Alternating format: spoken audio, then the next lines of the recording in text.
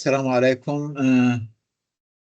Welcome to the first lecture in physiology, Introduction to Endocrine Physiology. We'll proceed. Our objectives in this first lecture is to differentiate the endocrine system and nervous system. Both are control systems. Define hormone, list the types of hormones, and follow the mechanism of action of hormones, and explain the hormonal regulation mechanism.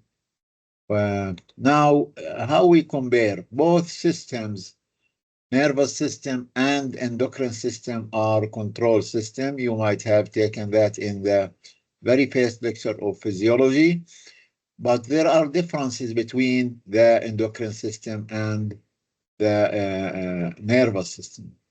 The nervous system is fast because it uses action potential through the neurons. And compared to the endocrine system is slow.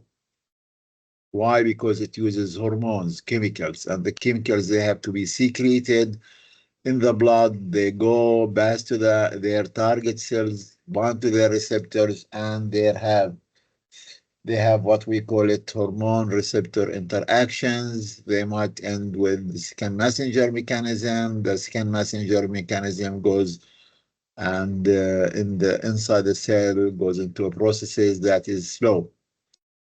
As we said, the nervous system uses action potentials, and action potential might run that too fast. In some neuron, it might run with around 120 meters per second. The endocrine system uses hormones. These chemicals circulate in the blood, circulate slowly. Nervous system has low gain, and compared to the very high gain for the endocrine system. What is the gain? Gain, yeah, this is a measure of how efficient is the control system. The gain equals correction over error. Remember, say, in the cardiovascular system, we regulate the blood pressure. Say the normal mean arterial pressure is around 100. If you have the system that there is increase in the mean arterial pressure, increase, say, 120. So the mean arterial pressure normally equal 100. If it increases to 120 millimeter mercury, of course, then the system works very fast to reduce this increase to, say, reduce this one very fast. It might reduce it to 105 millimeter mercury. What is that fast system? That fast system is baroreceptors. Baroreceptors. And baroreceptors, they are neurons. They reduce it up to 105.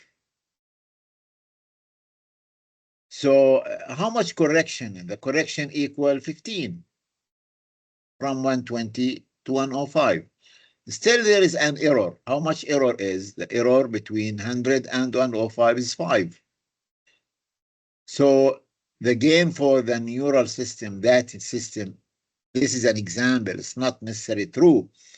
This is 3. Might be 5. Might be 6, 7, whatever. But the endocrine system, when the endocrine system works, it might reduce the blood pressure to 100.0001, say, millimeter mercury. These are the chemicals. But this endocrine system here, endocrine hormone, is very slow. But in the end, it reduces to almost 100 bond, whatever. Now the correction here is almost 20. And the error is almost 0, which means that the gain is almost infinity. So the gain for the endocrine system is very high. Okay? The nervous system usually affects the skeletal muscle contraction or relaxation and gland secretion, but the endocrine system affects growth, metabolism, and reproduction. That's what we will see when we talk about hormones. So this is the differences between the endocrine system and let's see. When we talk about endocrine, we talk about endocrine glands. Let's start from the top. In the top, we have the pituitary gland, hypothalamus. These glands, they secrete hormones. Then when you go down, you have the thyroid gland, الغدة الدرقية, pituitary gland, and the hypothalamus. Then you go down, you go to the pancreas, say. You have already taken the pancreas in the gastrointestinal system. That part of the pancreas called exocrine system. Exocrine, not the endocrine. Endocrine secretes hormone. The exocrine secretes enzymes. Then you have the in the top of the kidney, you have the adrenal gland, and you might have the gonads here. The gonads, you have the testes in the male and the ovaries in the female. These are the glands that secrete hormones. Okay, so we will start with, when we start with the hypothalamic pituitary axis, then we go to the thyroid, then we go to the pancreas or adrenal, then you go to something, calcium, and so on. So let's start with the endocrine glands and hormones. Hormones, these are chemicals that are secreted by glands. These hormones might be neurohormones. Neurohormones, they are secreted by neurons. They might be neurotransmitters in that case that are found in the synapse. Sometimes these neurohormones, they are secreted in the blood and they affect certain function. So they are called neurohormones because they are secreted from neurons. Hormones are secreted from the glands, the chemicals. They affect metabolism. The target might be target organ, it might be target cell. What their function? Their function is to help regulate total body metabolism, growth, and reproduction, as we said in the last objectives of the endocrine function, the difference between endocrine and the nervous system. These are the hormones. Neurohormones, they are secreted from neurons. They go to the blood, they affect the cells that have their receptors, of course. If the cells does not have receptors, there is no response. You have to understand that hormones, they don't act unless there are receptors. And if there are receptors and there is there is hormone, there is no response. So you have to have hormone and receptors to have the response. We will talk later about certain conditions that you might have no receptors, but hormones. And the hormones even might be very high. But if there is no receptor, there is no action, there is no response. So this hormone is called neurohormone because it's secreted from neurons.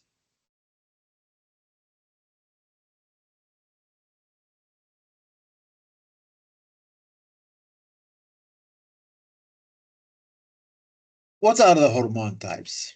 The hormone types could be circulating hormone. It means that it is secreted from gland and it acts too far from the glands. In that case, we call this an endocrine hormone. There is another case where the hormones are local hormones. They are secreted from glands and they act locally. They act in a cell that's very close or in a gland very close to where it's secreted. This is two types. It could be paracrine. Paracrine, it means that the hormone acts on neighboring cells.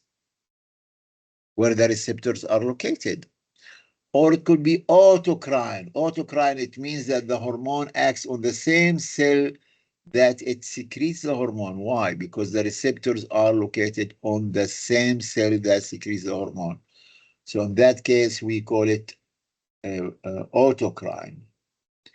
This is the endocrine. You see the hormone is secreted from this gland. It circulates in the blood and acts on a very distant target cell. That's called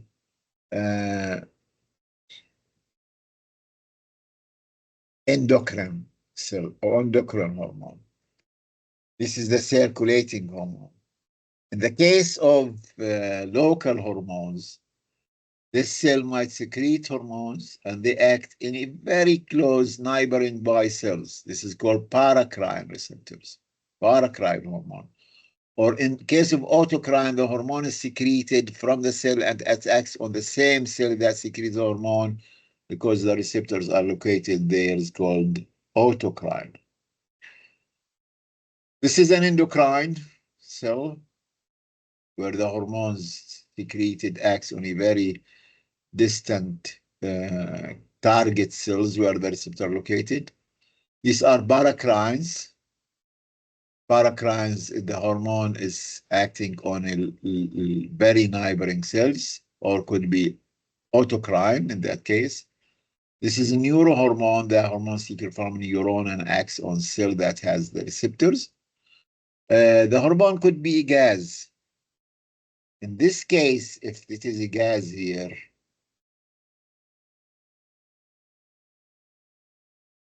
the hormone is secreted from a cell here. It passes and acts on target cells very close, or sometimes too far, but usually it's very close. This is the gas molecules. This is the autocrine and paracrine. If the hormone is secreted from this gland, it acts on the same. This is called autocrine. And if the hormone is secreted, acts on the neighboring cells here, this is called paracrine.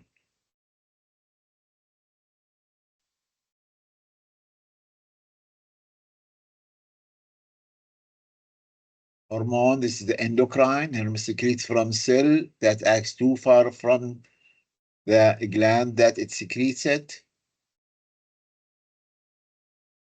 Now, what are the chemical classes of hormone? The classes of hormone could be, the hormone could be lipid soluble or could be water soluble. This is general. We have too many classification. This is one classification of hormones, lipid soluble hormones and water soluble hormones. Now, since the hormone is lipid soluble and it's secreted in the plasma is watery molecule, it is watery solution. So this lipid soluble hormone does not is not dissolved in the plasma. How it can be transported from one area where it is secreted to a very target gland that's distant from its secretion. So it has to use transport protein. The protein is water soluble. It carries this hormone and then it carries to their target cell where it associates from the hormone and the hormone acts there. These carriers could be specific or non-specific. One of the carriers that's non-specific is albumin. Albumin is a non-specific carrier for the hormone. Some specific are globulin carriers, and these are specific sometimes. What are the types of lipid soluble? Steroids. Steroids that are derived from cholesterol. The main source of steroids are the adrenal cortex and gonads. They are called lipid soluble or lipophilic hormones like testosterone, estradiol, cortisol, and progesterone. So cortisol and that's come from the adrenal cortex and sometimes called corticosteroids.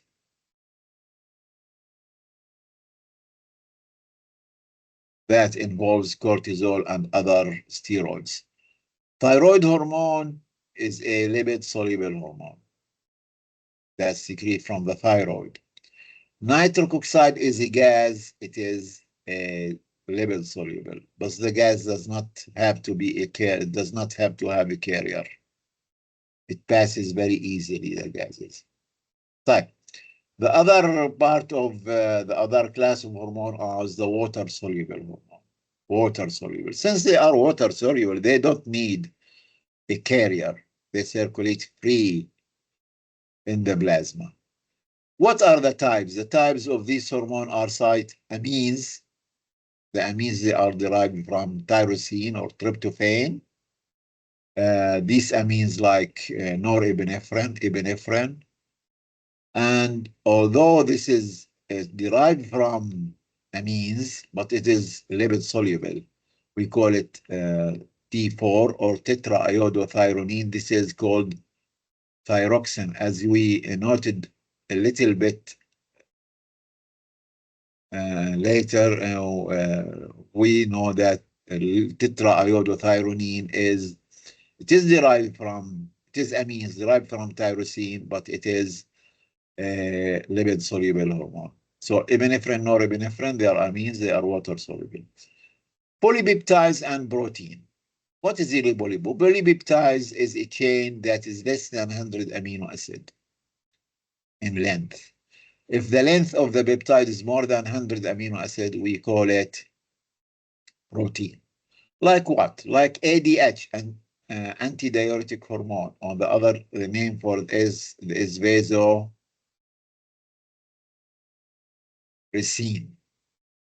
The other name for ADH.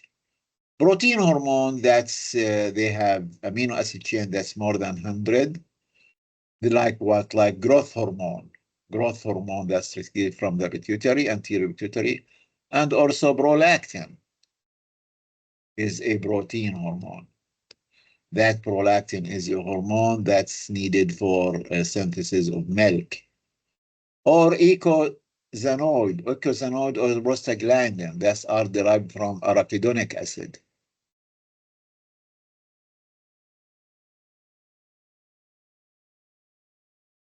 That's 20 carbon atom and 4 double bonds. Arachidonic acid, fatty acid. These are the classification. We have other classification of hormones. We have also protein, like what we call the glycoprotein. That's a amino acid chain that is attached to glucose linkages. Long chain, this more than 100 amino acid chain with more carbohydrate groups. These glycoproteins that are secreted or that found in our body, like FSH, follicle stimulating hormone, and LH, that's luteinizing hormone. These are secreted from the anterior pituitary, and they act on the gonads. Sometimes they are called gonadotropins. Gonadotropins because they act on the gonads.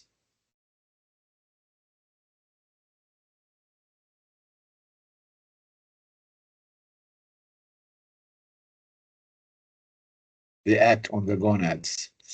TSH, thyroid stimulating, acting on thyroid. Thyroid stimulating hormone. HCG, human chorionic gonadotropin. Human chorionic gonadotropin is secreted from the placenta during pregnancy. These are called a glycoprotein. And glycoprotein consists of two chains. Alpha chain, which is common between all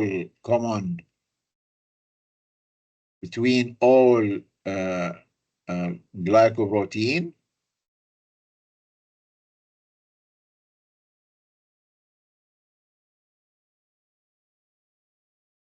and beta chain, which is specific for each hormone. So when you want to differentiate these hormones from each other, you measure the beta chain.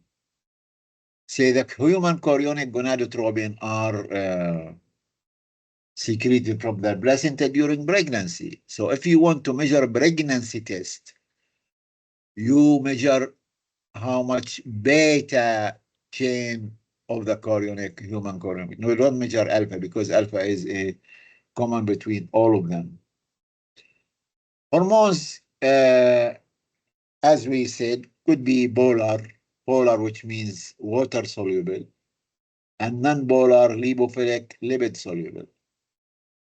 Same thing like lipid soluble, water soluble, polar, non-polar, these other names. Water insoluble can get into the target cells, steroids, hormones, and thyroid hormones. We have already mentioned that.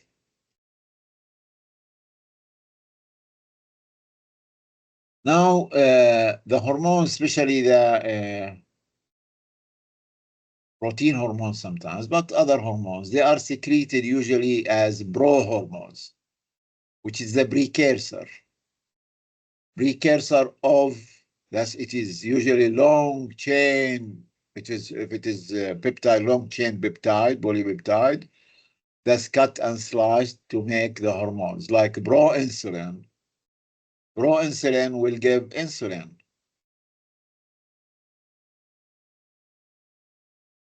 Sometimes we have prothyroxine into thyroxine. And we have even a larger, that's like protein hormone, they are synthesized in the endoplasmic reticulum. Sometimes in the endoplasmic reticulum, there is pre-pro hormone, that's very large peptides. In the endoplasmic reticulum, it is sliced into prohormones, and from the endoplasmic reticulum, it goes to the Golgi apparatus. Then there is a post-translational modification that the prohormone gives the hormone. So prohormones derived from a larger precursor molecules called pre-proinsulin. Pre-proinsulin, it will give you proinsulin.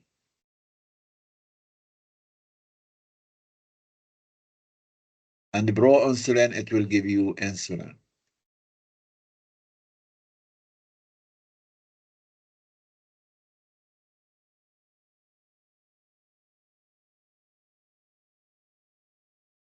So pre-prohormone molecules secreted by the endocrine cell glands that are inactive until changed into hormones, like T4.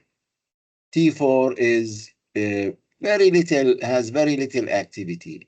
T3, which is triiodothyronine, that one of the iodine molecule from T4, we will come to that in thyroid, is removed by deionase, and it will give you T3. T3 is around 4 to 5 times more active than T4.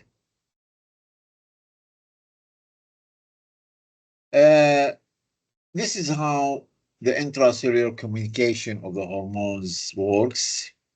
Endocrine secretes from this endocrine, goes to the far target cells. Neuroendocrine secrete from neurons, as we said, and goes and acts on target cells.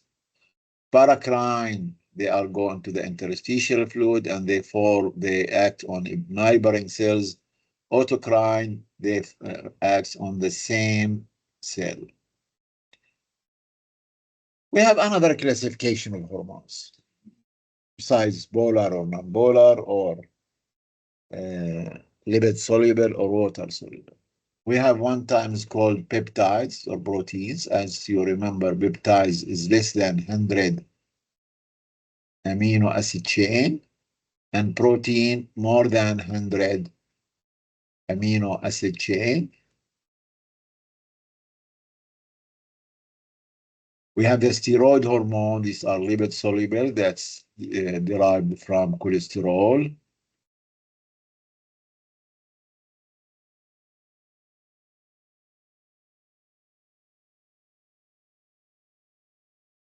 That are secreted from the adrenal cortex or the gonads, testes and ovaries. Amines that derived from amino acid.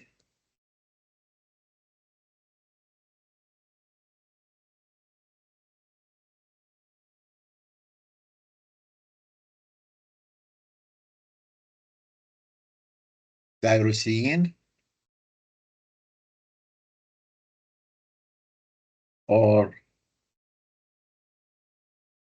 tryptophan. Or the enzyme, the hormone could be gas like nitric acid, and sometimes CO, which is the carbon monoxide, can work as a neurotransmitter and can work as a hormone. This is how the hormone acts. If the hormone is water soluble, then its receptors are located on the membrane. So the hormone is secreted from gland, it circulates in the blood, and it comes to their target cell. This is the target cell, okay? Then it binds to a membrane receptor. In the membrane receptor could be a G protein receptor.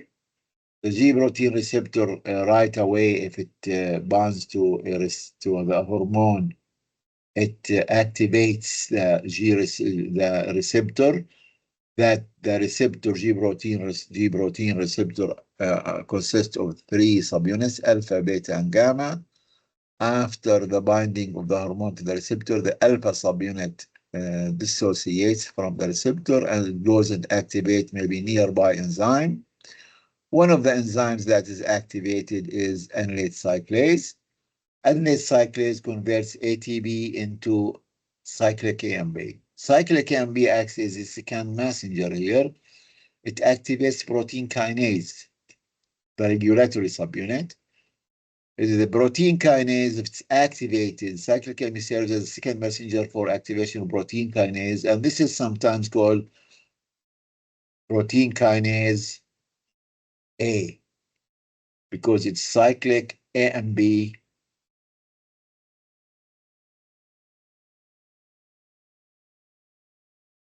dependent protein kinase.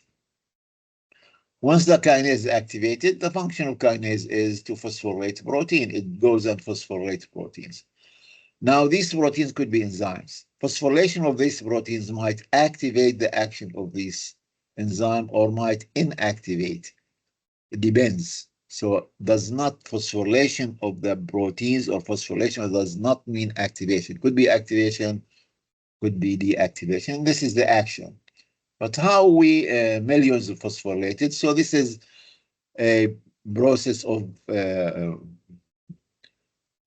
multiplication. It multiplies it. If you give, say, cyclic can be once activated, it goes and converts ATP into too many cyclic AMPs. Each ATP converts in cyclic AMP.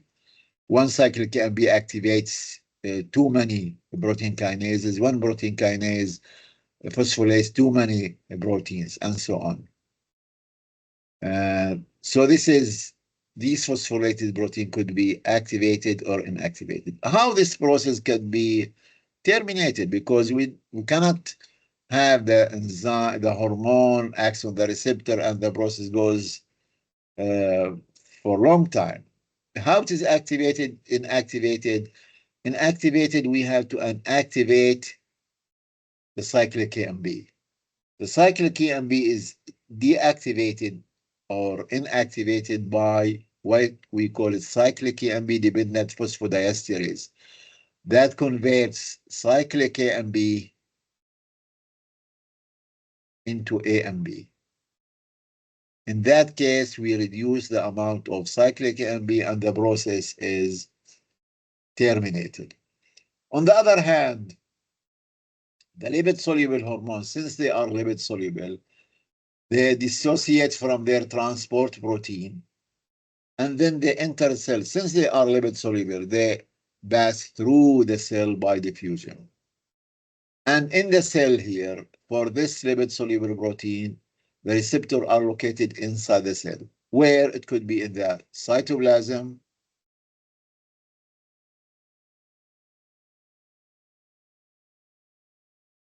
or it could be in the nucleus.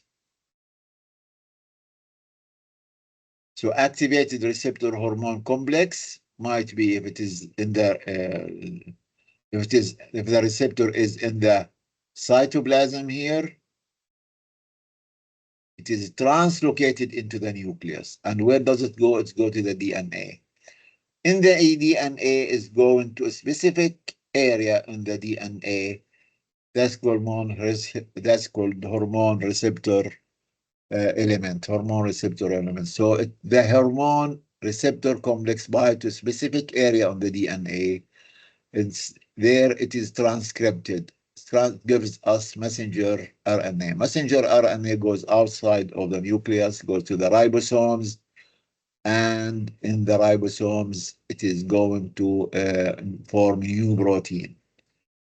The new protein formation, the new protein is formed. This protein could be receptor, could be channel, could be enzymes, and by the formation of this new protein, the hormone acts on the target cell. As you see, this process is not as fast as the other process, the cyclic AMP or whatever kind of second messenger, because this goes to the DNA and it's going to stimulate transcription of certain kinds of certain parts of the DNA to messenger RNA, then formation protein. This process is slow. It's not as fast as the other process. So lipid-soluble hormones act slow, much slower than water-soluble. What are the hormones that are peptides or proteins? From the hypothalamus, we have TRH, thyroid releasing hormone. The hypothalamus secretes two types of hormones, either releasing hormone or stimulating hormone, or GnRH, gonadotropin releasing hormone, CRH, corticotropin releasing hormone, GHRH, growth hormone releasing hormone, and somatostatin is growth hormone inhibiting hormone. It is the same. So these are secreted from the hypothalamus. All of them are peptides. In fact, the smallest peptide here, the smallest peptide is TRH, which is 3 amino acid peptide, tripeptides. In the anterior pituitary, we have ACTH, adrenocorticotropic receptor hormone. As you see from its name, adrenocorticotropic hormone. So it acts on the adrenal cortex. TSH, thyroid stimulating hormone, acts on the thyroid. FSH and LH, follicle stimulating hormone and luteinizing hormone, they work on gonads, whether male and female. Prolactin is a protein hormone that's around 191 or more hormone. That's the same thing for growth hormone. The posterior pituitary form oxytocin and ADH. Both of them are very simple peptide, 8 amino acid peptide. Thyroid secretes a peptide that's called calcitonin. Calcitonin works on calcium homeostasis. It is secreted from parafollicular cells from the thyroid. It's not secreted from the same area where thyroid hormone T3, T4. Pancreas secretes insulin, glucagon, and somatostatin. They work on glucose homeostasis.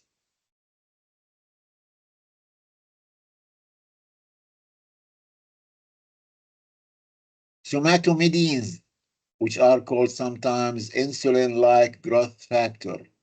They are secreted from the liver under the effects of growth hormone. So growth hormone acts on the liver, and the liver secretes these growth factors. Parathyroid secretes PTH, parathormone, which is peptide. There are 39 amino acid peptide. The placenta secretes human chorionic growth hormone, or sometimes called human chorionic somatotropin. and human prolactin.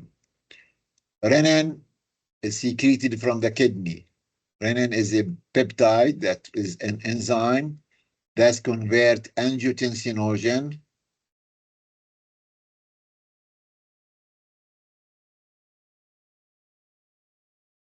here renin acts, it is converted into angiotensin 1.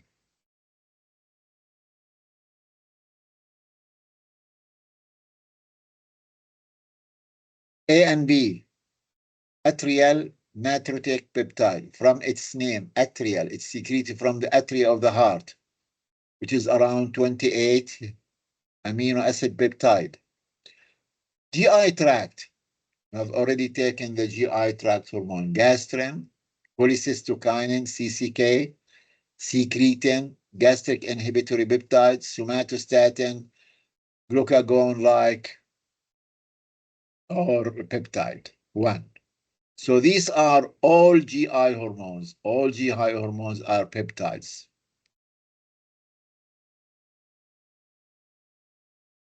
Leptin, also a peptide secreted from adipose cell. These are some of the peptide. Example of peptide hormone families like insulin family, insulin-like growth hormone that's secreted under the effect of a growth hormone, insulin-like growth hormone, factor 2, relaxin that's secreted from the gonads and during delivery.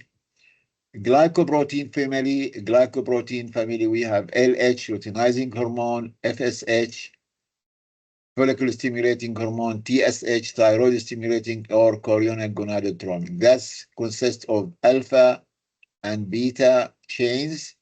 And as I said, alpha is non-specific,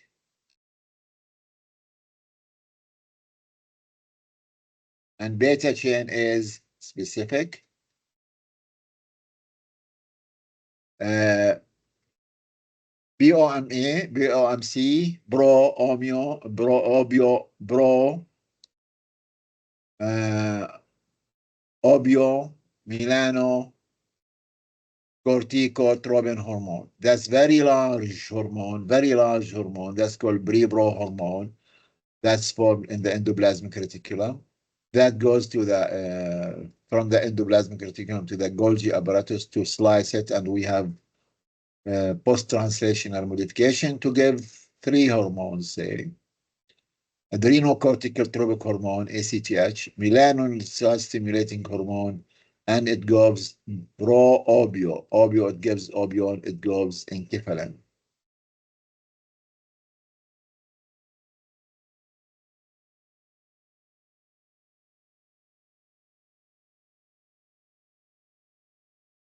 Pro-obio. Obio, which is derived from opiate. Opiate, these are the substances that are related to morphine, morphine-like structure. Secretin glucagon family, we have secretin, glucagon, gastrointestinal peptides, glycine, gastric inhibitory peptide, and glucagon-like peptide. These are secretin glucagon. Growth hormone peptide, we have growth hormone, prolactin. These are very large amino acid, more than 190 amino acid peptide. Chorionic somatomamotropin, which is like the growth hormone that's derived from the placenta, or human placental growth hormone also from the placenta. Non-neurohypophyseal family, these are derived from the posterior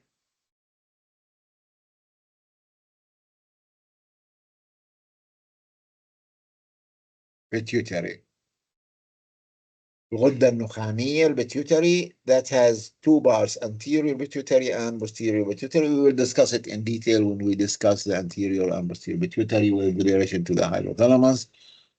So that secretes 2 hormone, ADH, antidiuretic hormone. That's the other name we said is called vasopressin.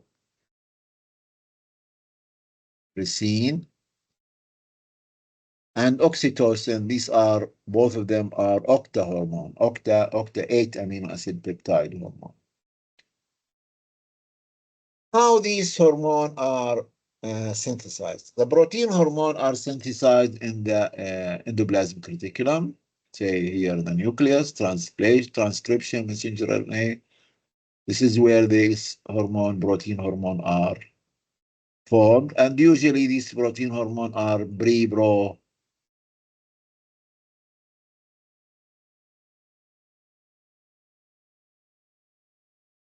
or pro hormones.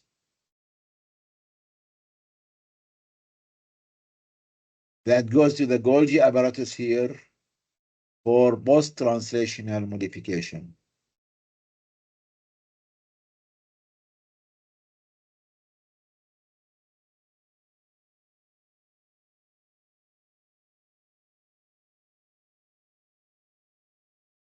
To give hormone where inside vesicle.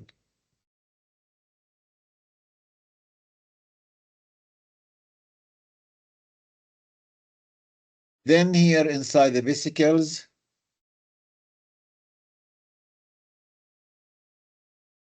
and they are secreted by exocytosis. These are secreted by exocytosis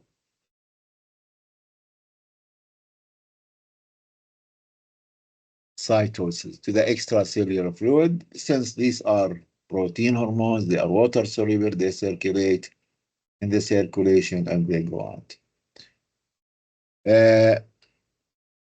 We said that the hormone might bind to the receptors. If this hormone is water soluble, the receptor are located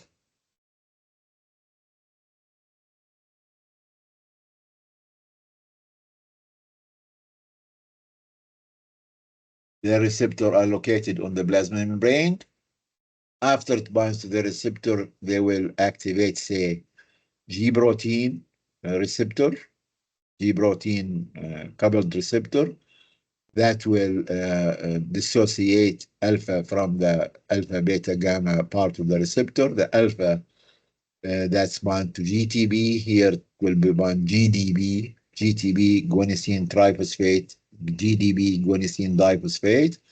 Activates adenate cyclase, and less cyclase converts ATP into cyclic AMP, and cyclic AMP activates protein kinase A that's called cyclic AMP dependent protein kinase. This will cause phosphorylation of protein. The cell response.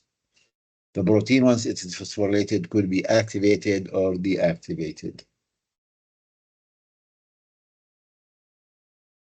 The receptor here, like this peptide receptor, peptide hormone, it has a receptor on the membrane, G protein. The G protein here, in that case, could activate phospholipase C. Phospholipase C acts on phospholipids. And in the phospholipids, it will break down phospholipids into diacylglycerol, diacylglycerol. Glycerol is three carbon atom, which has fatty acid, say here, fatty acid. Now the phospholipase C will break down the phospholipid here in the middle, say, and you end with two fatty acids. That's called diacyl اللي هي two fatty acid glycerol here. Okay, so this diacylglycerol, and also it forms IB3 called inositol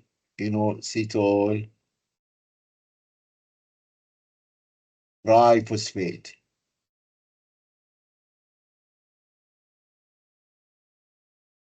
Inositol triphosphate goes to the endoplasmic reticulum, and it goes release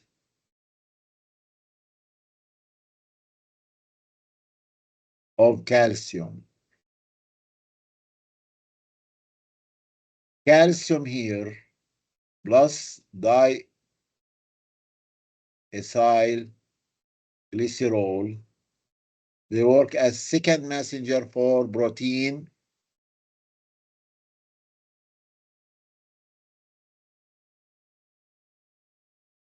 kinase C. Protein kinase C. Since this is protein kinase, then protein kinase C phosphorylate proteins inside the cell, could be enzymes, could be any proteins. That's in that case, we will have the cell response. So protein here, diacylglycerol, زائد plus calcium. These are second messenger. They activate protein kinase C. Protein kinase C will phosphorylate protein. So the receptor, membrane receptor, could be a G protein coupled receptor that activates cyclic AMP, sometimes cyclic GMP, or could be the membrane receptor, even it could be a G protein, could activate phospholipase C that acts on the phospholipid of the membrane, convert it into diacylglycerol and IB3, installed triphosphate. Installed triphosphate goes inside the cell and activates or causes the release of calcium. Calcium with diacylglycerol, these are second messengers for the protein kinase C. Protein kinase C, sometimes called phospholipid calcium dependent protein kinase. We have another protein kinase, that's protein kinase B. And protein kinase B is called calcium calmodulin dependent protein kinase. Now, calmodulin is an intracellular protein. This is a calcium binding protein. Once there is increasing calcium, whatever the mechanism is, it binds to calmodulin, and calmodulin can bind up to 4 calcium molecules. Once activated, once the calmodulin is bound to calcium, it can activate another protein kinase called protein kinase B, or protein kinase B could be called calcium calmodulin dependent protein kinase. Let's see, there is another mechanism for protein or peptide hormone. The example is insulin. Insulin, its receptor has two subunits, alpha subunit that's exposed to the outside, that's bind to the insulin. It's dimer, two parts of the insulin bonded, and the beta chain, which is the beta subunit. The beta subunit has an intrinsic kinase activity. Once the insulin is bound to the alpha subunit, it activates the beta subunit, and the subunits become tyrosine kinase. It becomes tyrosine kinase. It's going to phosphorylate intermediates inside the cell that's called insulin receptor substrate. And insulin receptor substrate that's going to be phosphorylated could be growth and gene expression. In that case, they cause new protein synthesis. And this is the slowest part of insulin action. The slowest part of insulin action is where it goes and acts on growth and causes a new protein formation. It acts on glucose synthesis. It activates, it phosphorylates glycogen synthase. It acts on fat synthesis. It acts on protein synthesis here, but this acts growth for new protein synthesis, or a protein synthesis could be small. Or it acts on a glucose transport. This transport area could be transporter. That's formed, could be new protein here. That's synthesized. Then this protein, glucose transporter, goes and lodge into the membrane. And in the membrane, it causes more and more glucose transport, glucose uptake.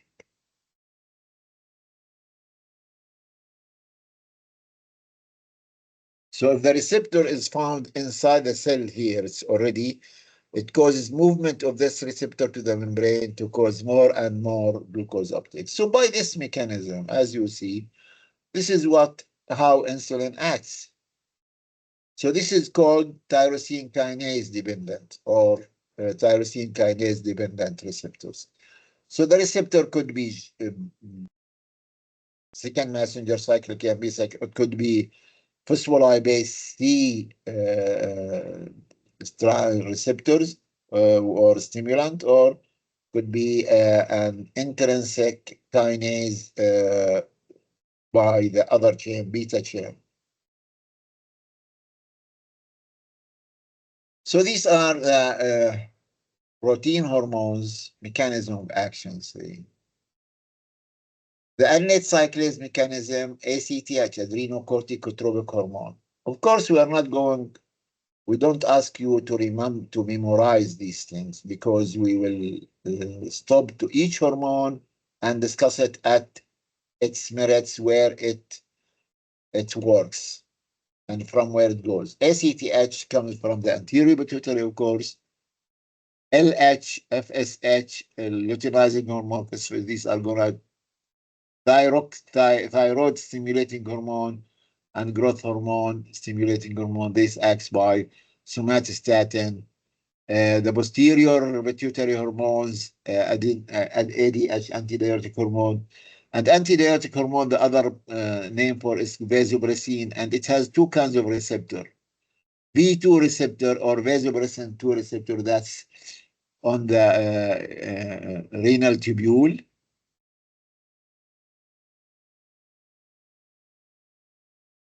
And V1 receptor in the smooth muscle of the vessels. SCG, human chorionic gonadotropin. MSH, melanin stimulating hormone. CRH, these are from here, from the hypothalamus. Okay. Calcitonin from the thyroid, that's parafollicular part of the thyroid, although it doesn't have anything to do with thyroid hormones. This has to do with calcium homeostasis.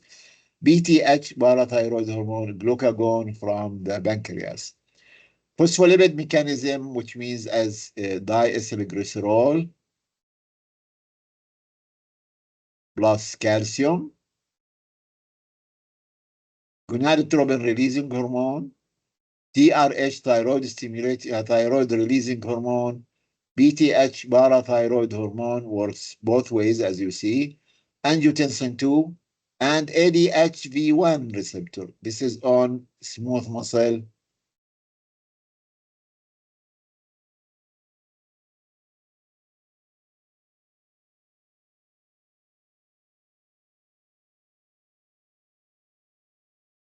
Of vessels. Oxytocin, that's from the posterior pituitary. That's work with guanylate cyclase, cyclic GMB in this case, not cyclic AMB. AMB, atrial natriuretic peptide, atrial natriuretic peptide. Okay.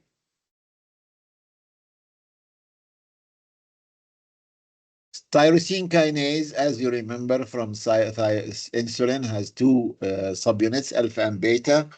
And once the insulin binds to the alpha subunit that's exposed to the exterior, it causes autophosphorylation of tyrosine kinase, insulin.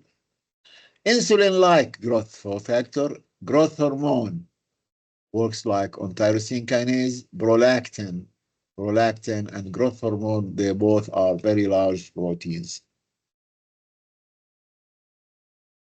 Correlation between plasma, it is very important to know what type of hormones, because this has a relation to the half-life of the hormone also, and how much the hormone is bound to protein is related to the half-life. So thyroid hormones, these are thyroxine, these are lipid soluble.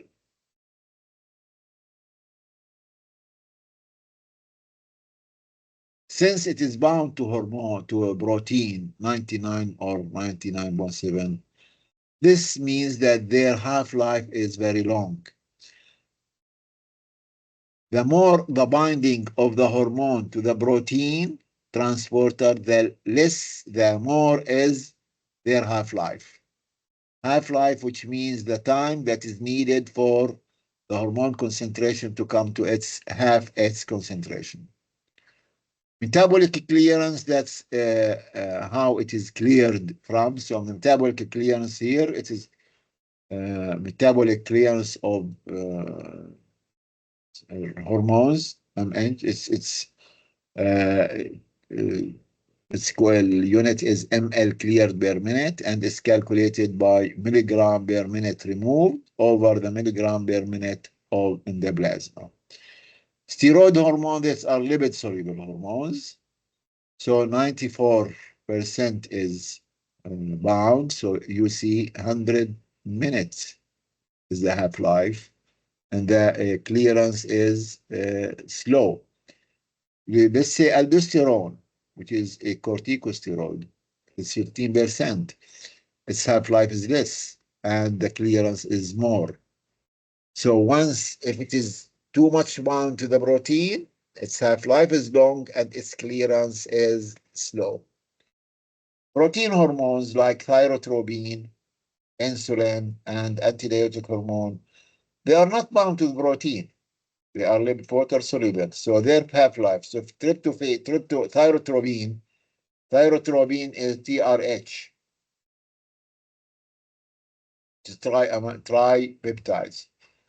You see 50 minutes is the half-life, and 50 minutes, 50 ml per minute is their metabolic clearance. 8 minutes insulin is their half-life. And you might remember maybe from your diabetes, or they will tell you from the pharmacology that insulin has to be conjugated to other chemicals to have a longer half-life. And insulin per se is have very little half-life and have very high clearance rate. And antidiuretic hormone also, its half-life is short and it has very long or very much clearance rate. The other part of the hormones are steroid hormones. Steroid hormones. Let's see the steroid hormone. The steroid hormones, like we said, from the adrenal cortex, cortisol, that works on this called glucocorticoid.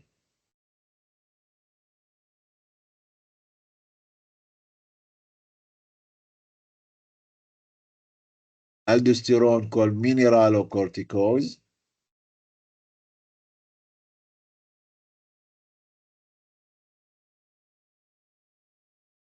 From its name, mineralocorticoids work on sodium, potassium, say, and glucocorticoids mainly on, from its name, glucose or carbohydrate. Androgen, of course, these are the 6 hormones.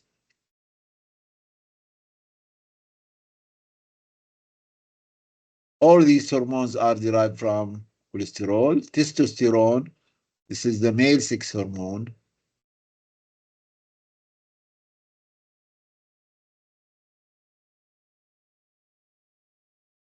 It's from testis. Ovaries, we have estrogen, progesterone. Also, they are steroids. They are derived from cholesterol. Corpus luteum, which is found in the ovary, this gives estrogen, progesterone. Placenta, this is the المشيمة تبعت الحمل. That gives also estrogen, progesterone, and kidney. Kidney activates vitamin D.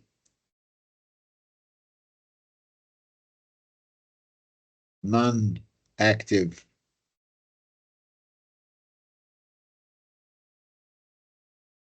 vitamin D into active, which is non-active, 25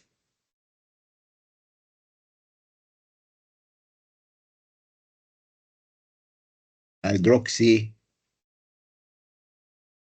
polycalciferol. It is activated into 125 cholecalciferol by the hormone here, the hormone that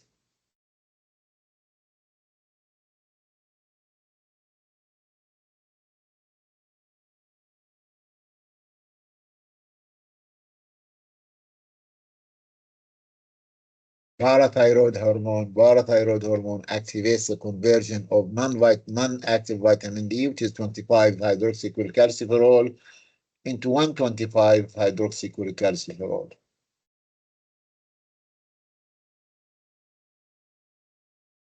This is the general action of lipid-soluble hormones.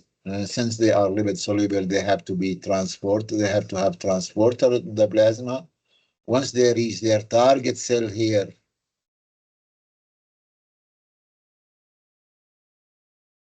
once they reach their target cells, they dissociate from the carrier. They enter the cell by diffusion, and they bound to their receptor, whether in the cytoplasm or in the nucleus. And the hormone receptor complex goes to the DNA and binds to DNA parts called hormone receptor element, hormone receptor specific area on the DNA. And this is transcripted and gives us messenger RNA, messenger and give to the ribosomes, and in the ribosomes it forms new protein. New protein. As you see, this translational and transcriptional mechanism is slow.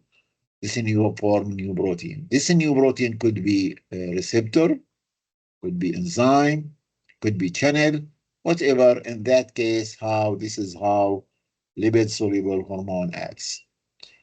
Say certain examples here. These examples says steroid hormones.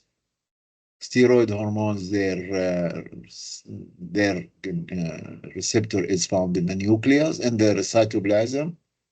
Once they bound to their cytoplasmic receptor, this goes translocation to the nucleus, bind to the hormone receptor element in the DNA, and this is called transcription. And usually these receptors are dimers. So they have to have two areas. One area is so lipophilic steroids and thyroid hormones are attached to plasma carrier protein. Hormone dissociate from carrier to pass through the lipid component of the target cell.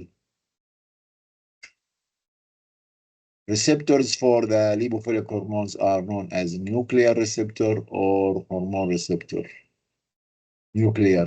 These are usually dimers. They have two binding site, one binding site to the hormone, and the other binding site is to the DNA. Here, DNA binding site, and here, the hormone binding site.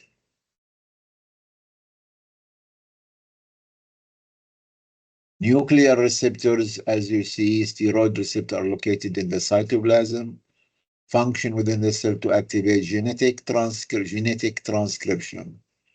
Messenger RNA directs the synthesis of specific enzymes, proteins that change metabolism. Each nuclear receptor has two regions, one that binds to the hormone and the other that binds to the DNA. And usually they are found in dimers. Receptor must be activated by binding to the hormone before binding to specific region, because if the receptor does not have the hormone, there is no action, and if there is a hormone without receptor, there is no action. Receptor must be activated by binding to hormone before binding to specific regions on DNA called hormone receptor complex or hormone receptor element, located adjacent to the gene that has to be transcribed to give us the protein that is needed. This is how it acts. This is lipophilic hormone, like steroids, like thyroid hormone. They bind to their receptors, cytoplasmic or nuclear receptors, and then they go, the hormone receptor complex, they go and bound to specific areas called hormone receptor element. And from the hormone receptor element goes messenger RNA, and messenger RNA goes to the ribosomes and to activate new protein formation.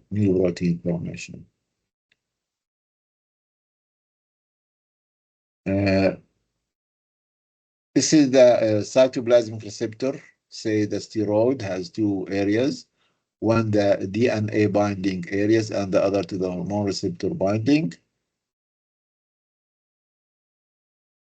translocate from the cytoplasm to the nucleus, bind in the DNA, in the hormone receptor element, dimerize. By dimerize, it has to be in the form 2. So this is the steroid and this is steroid. So dimerization of the receptor is very important. Process of two receptor units coming together at the half sites of the DNA, then stimulus simulates transcription of particular genes. And we might come later on. Each cell has specific proteins. Not all cells, they have the same proteins. This is the thyroid hormone. Thyroid hormone also have this receptor is a dimer. One part of the dimer binds to the thyroid receptor, triiodothyronine, or T3, T4, mostly is T3, because T3 is 4 to 5 times more active. And the other part is bound to vitamin A derivatives called 9-cis-retinoic vitamin A derivative.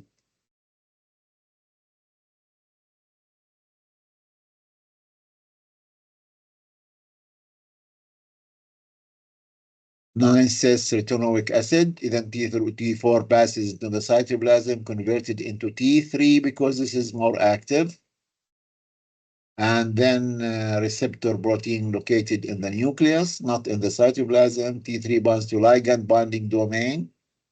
The other half site is vitamin A derivative 9-cis-retinoic acid. DNA binding domain can then bind to the half site of the hormone receptor element, and two partners can bind to the DNA. One half is the T3 bound, and the other is the vitamin A.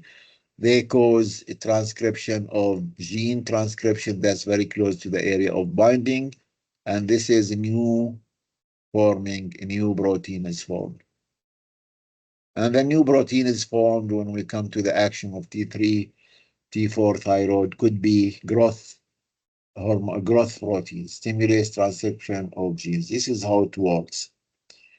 Action of thyroid hormones. We will come to the action of thyroid hormones when we discuss thyroid in more details. Whether it is T4 or T3, but T3 is the more active. It enters the cell, bound to their hormone on the DNA, one part through retinoic acid, retinoic cis-retinine, is vitamin A derivative, and the other are to the thyroid hormone receptor. They bound to the thyroid hormone response, and they cause gene transcription. And the gene transcription messenger RNA. The messenger RNA could form new protein synthesis, many other systems, growth, or in the CNS development. Very important, because the T3 and T4 thyroxine is very important for the development of the CNS in the first 2 years, maybe after delivery, and in the embryo. But in the embryo, it takes T3, T4 from either from the embryo, from Janine, or from the mother. So we won't have any difficulty for the CNS development in embryo, intrauterine. We might have difficulty of the CNS development if the neonate that is delivered has lower function of the thyroid. We will talk about it later. In the cardiovascular, it increases cardiac output, increases tissue blood flow, increases heart rate, increases heart strength. This is called contractility.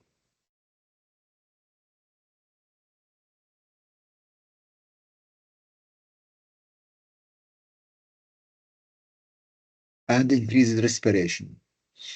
So as you see, the stimulant, since growth the thyroxine causes new protein, this protein could be beta receptor, could be something that's found in the heart to stimulate it.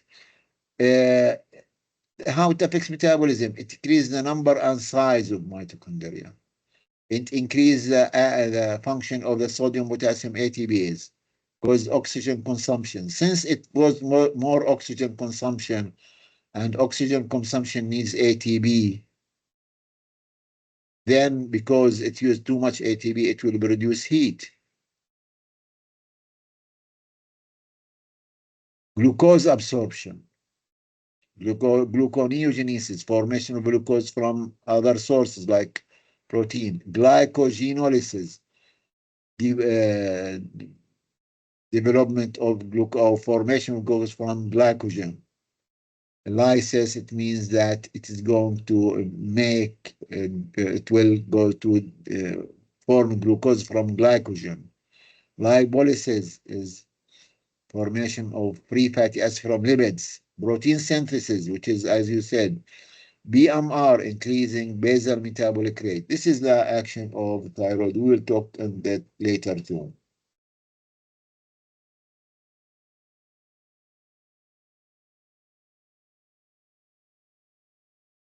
Circulating transport protein. Transport protein could be specific, حكينا إنه could be specific like corticoid binding globulin, thyroxine binding globulin, could be non-specific, and albumin and pre-albumin are non-specific that can bind to all hormones. Principal hormone transported in the specific here, steroid, corticosteroid, cortisol, and androsterone, and aldosterone, and thyroxine binding globulin, or six hormone, testosterone, and estrogen, and thyroxine binding globulin is thyroxine triiodothyronine. Non-specific, most steroids, most thyroxine, trioxin, and thyroxine all. These are the protein that can bind non-specifically to these peptides. What determines how much free hormone that can bind to the receptor? Endocrine cells, they form free hormone, of course. The free hormones could have a carrier bounding if they are lipid soluble. If they are not lipid soluble, they bound to their receptor. They will have the biological effect here. And the hormone here could be degraded, metabolized.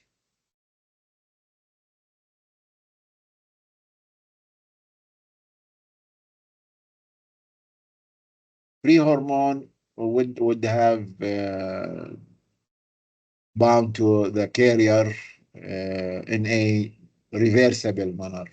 Okay, then if the hormone acts bound to the receptor here, then we will have the biological effect. The hormones usually they are not secreted as one shot. They are secreted in cyclical, what we call it pulsatile manner.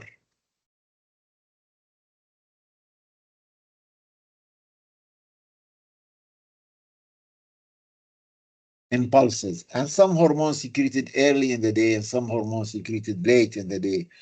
Some hormones are related to sleep, some hormones are related to daylight. So let's see here this hormone cortisol secretion and growth hormone secretion. This is during the day, 8 a.m. and 12, 16, and 8 p.m. here, 20, then coming to 8 a.m. again, 24, 0, 24 here. So let's see growth hormone. Growth hormone secreted late at night here during sleep.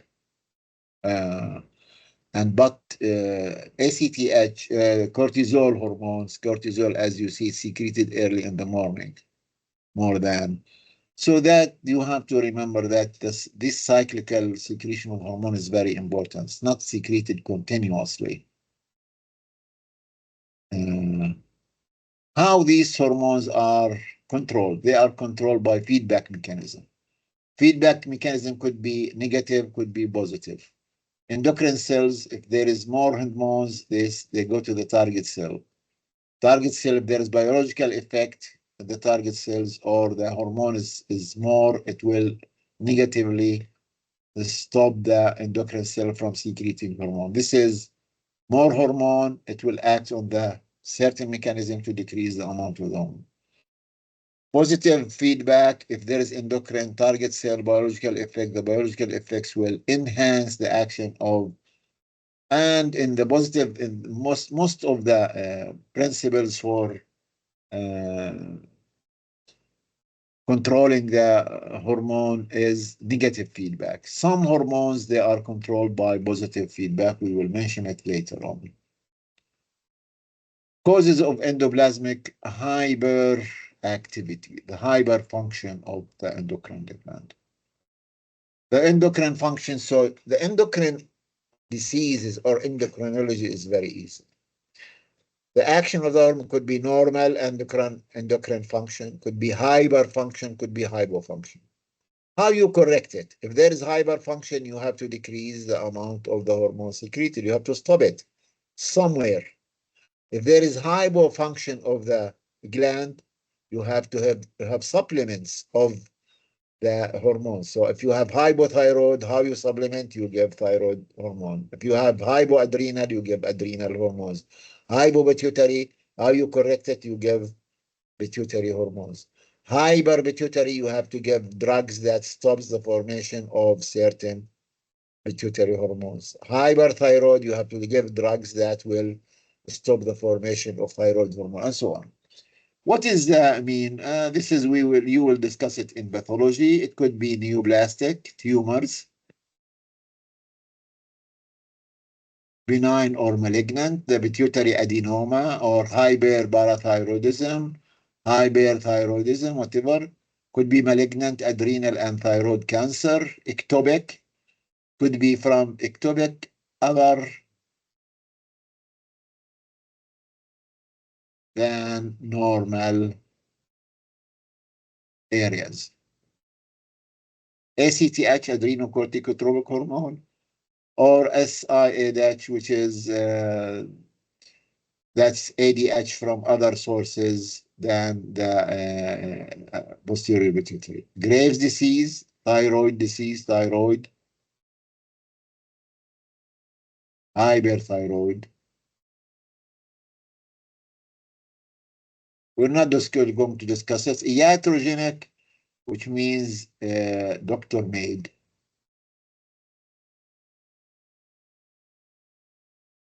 Cushing syndrome, given too much steroid, cortisol. Hypoglycemia, too much insulin. Could be inflammatory, infectious, subacute thyroiditis, activating receptor mutation, TSH, whatever. Cause of decreased adrenal function.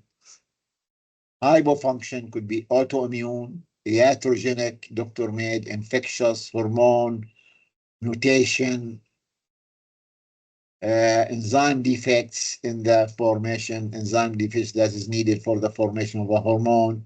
If there's any enzyme that's deficient, the hormone is not going to be formed. Hemorrhagic infection, like in the pituitary. Autoimmune, like Hashimoto's disease, Addison disease, type 1. Radiation, iatrogenic, causes hypopituitarism, hypothyroidism, surgical.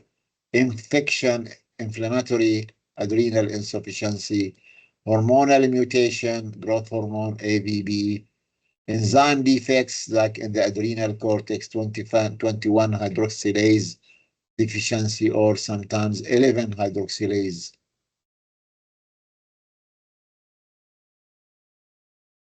Nutritional, vitamin D deficiency, iodine deficiency, Sheehan syndrome, hemorrhagic in the pituitary, especially after delivery. Hormone resistance, receptor mutation, growth hormone or AVB, which is ADH, called angiotensin, vasopressin. Post-receptor mutation, post-receptor type 2 diabetes, which is insulin insensitivity. Hormone action. Hormone affects only specific target cell tissue that has specific receptor. So the receptor is specific. Receptors are dynamic. Receptors, they are not static. They change always, synthesized and broken. There are two processes by which they affect the hormone receptor action. There is one called downregulation and decrease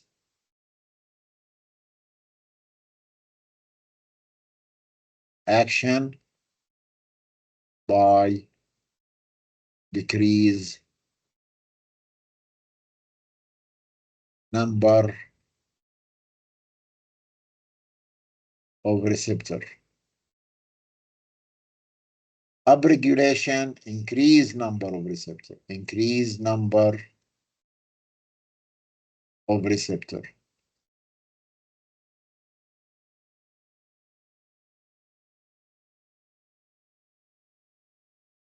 Priming effect, upregulation, increase number of receptor formed on target cell in response to a particular hormone, greater response by the target cells.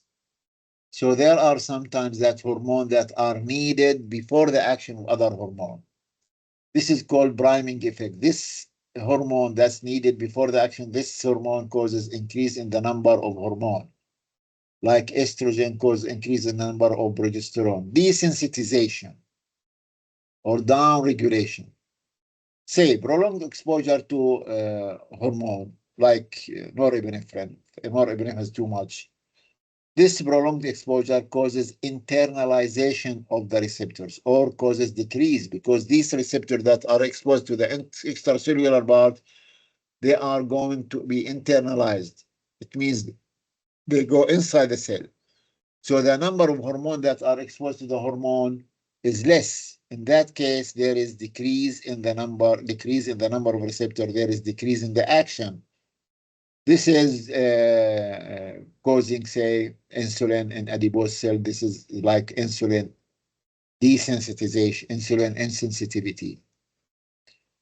Pulsatile secretion might prevent downregulation. And pulsatile secretion, not in all hormones. Some of the hormones, as we mentioned, growth hormone and cortisol hormone, they are secreted in pulsatile secretion. Effects of hormones in tissue response, hormone in blood reflects the rate of secretion.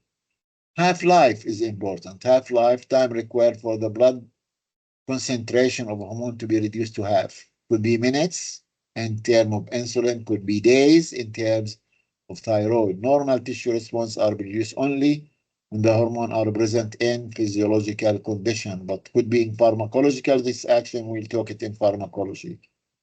Varying hormone concentration within normal physiological range can affect responsiveness to target cells. This is the general diagram showing different location of class of hormone of receptors and hormones. So this is the receptor for many peptide hormones, growth factors, amino acid derived hormones. They are found in the membrane. These are other steroid hormone and other specific receptors that are either in the cytoplasm, specific unligated glucocorticoids, or in the nucleus here for thyroid hormone. This is the general action of the hormone. Hormone, lipophilic hormone, they pass through the cell and they found the receptor inside the cytoplasm, we said, or in the nucleus. Lipophobic or water soluble here, water soluble.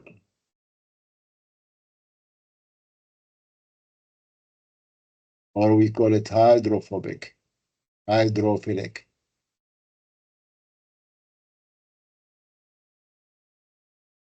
The receptors are found on the membrane, surface membrane.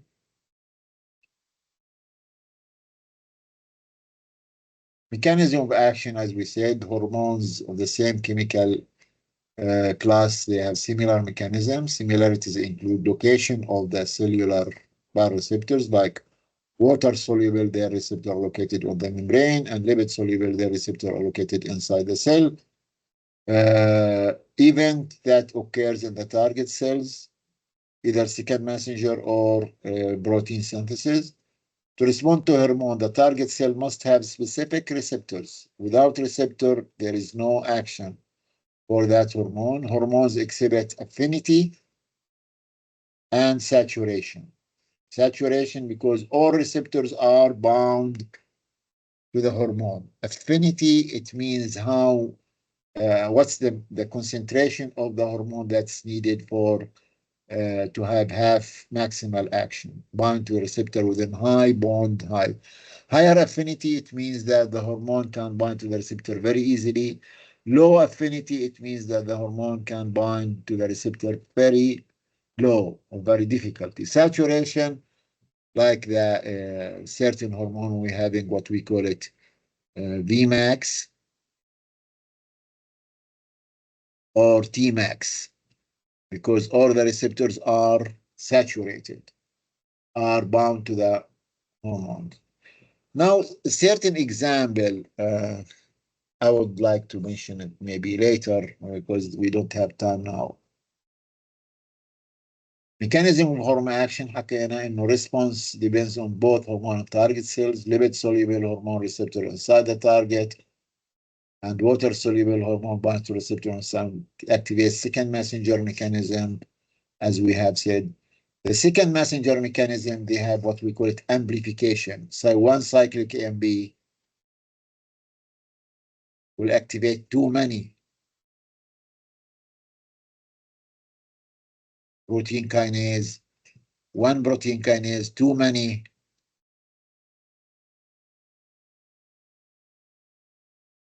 protein phosphorylation. Responsiveness of target cells depend on hormone concentration, of course, and on the receptors, hormone receptor interaction. Both of them are very important. This is the G protein couple receptors. As you see, the G protein has alpha, beta, and gamma, and the alpha chain bound to GDB. If the GDB is replaced by GTB, catalyzed by excited, so the alpha subunit bound to GTB here, it is active state. Then it activates a nearby enzyme or it activates nearby phosphorylation of certain channels, whatever. This is the action.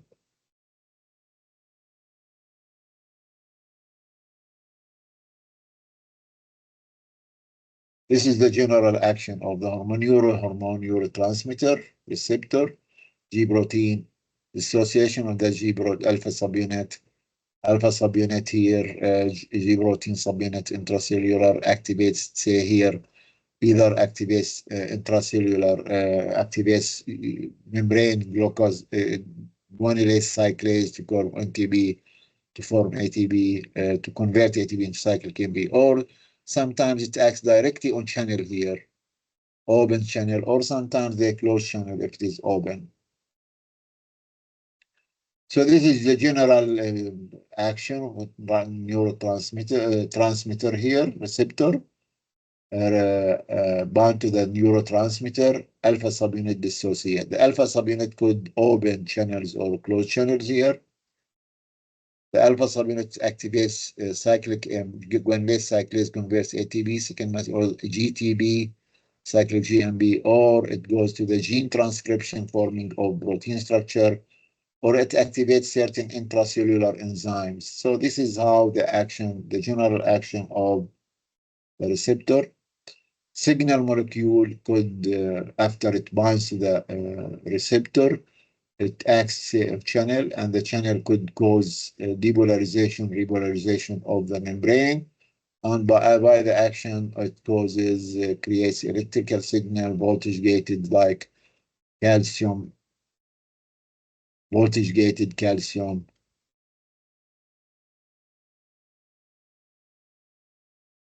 There is another way by which this one here, this is the hormone.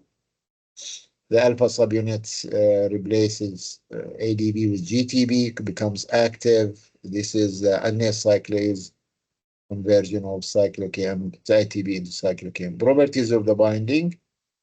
It's highly specific.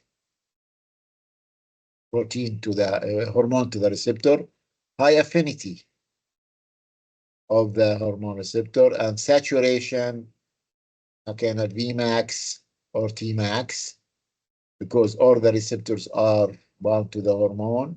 Reversible binding, which means HR,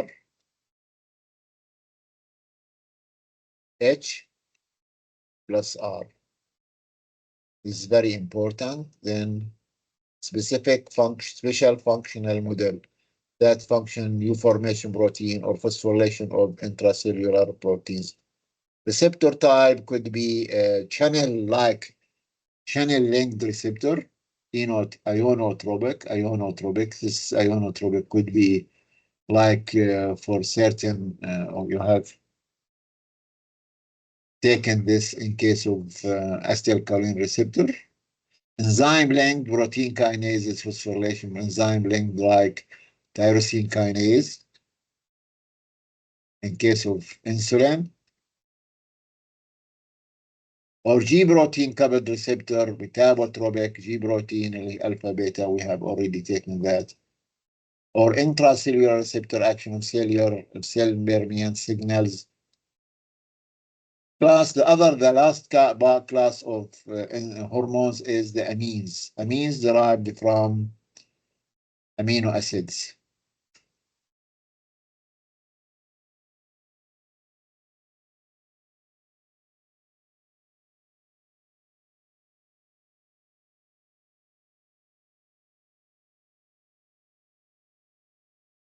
Amines glands, the hypothalamus, the hormone dopamine that's derived from tyrosine, thyroid, T43 that's derived from tyrosine,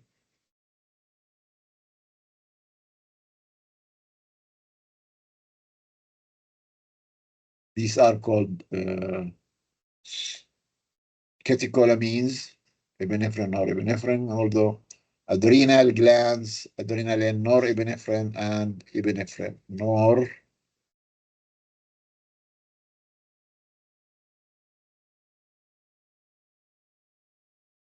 and epinephrine. Or you might call it noradrenaline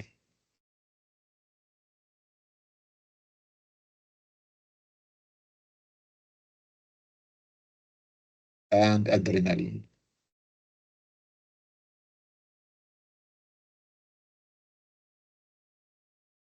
This is the amine. This is one example of amine. Tyrosine is going to act enzyme that acts tyrosine hydroxylate tyrosine to forming L-DOPA. L-DOPA is decarboxylated, forming dopamine. And dopamine, by the enzyme forming dopamine beta hydroxylase will form norepinephrine. How you form epinephrine? Epinephrine, you form it through an enzyme that's called phenylethanolamine methyl transferase. You add a methyl group, methyl transferase. If you add methyl group to the norepinephrine, it becomes epinephrine. Or there is a process by which tyrosine is going to form thyroid glands. Tyrosine is going to be iodinated, but then is going to form diiodothyroid. This is the last. Thank you very much.